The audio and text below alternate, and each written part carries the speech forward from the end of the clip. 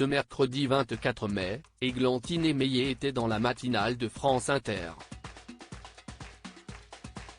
L'occasion pour l'animatrice de revenir sur le décès de son fils Samy, survenu en février dernier, et de livrer un témoignage bouleversant sur son nouveau quotidien familial depuis sa disparition.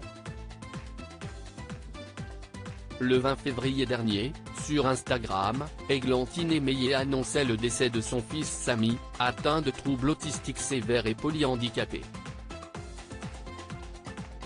Il avait 17 ans.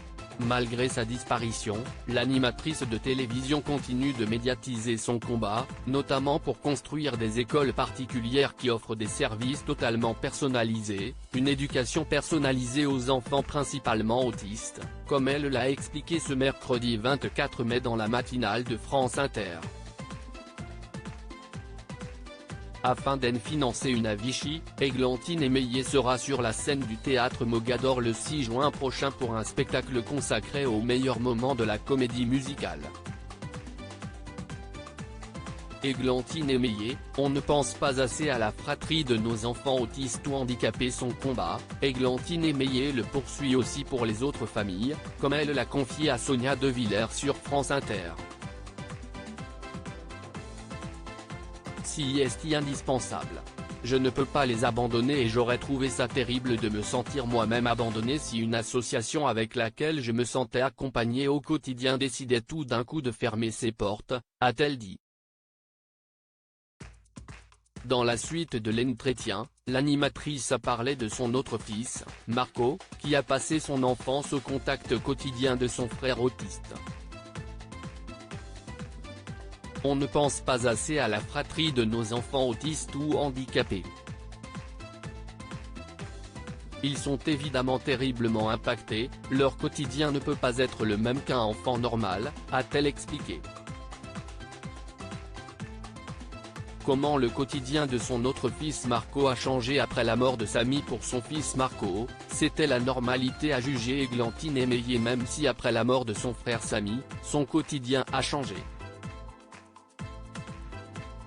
Il a découvert ce que c'était une maison calme, que de prendre un petit déjeuner avec sa mère avec laquelle il pouvait parler. À table, on n'avait jamais le temps de parler avec mon fils, on était très occupé par le fait de réussir à faire avaler une bouchée à Samy qui bougeait dans tous les sens, qui criait, qui se frappait. Tout d'un coup, sa vie a changé, mais il en a beaucoup culpabilisé lui-même, énormément, a-t-elle fait savoir. Et de poursuivre, quand je partais tous les 15 jours voir Samy, Marco me disait, « Tu pars encore ?» Je dis, « Mon amour, Samy aussi a le droit à sa maman, oh oui si est-il vrai, il a tellement pas de chance, moi je taille tout le reste de la semaine et si est-il pas juste. » À lire aussi changement total, Églantine Émeillé a repris le travail après la mort de son fils, elle affiche sa transformation.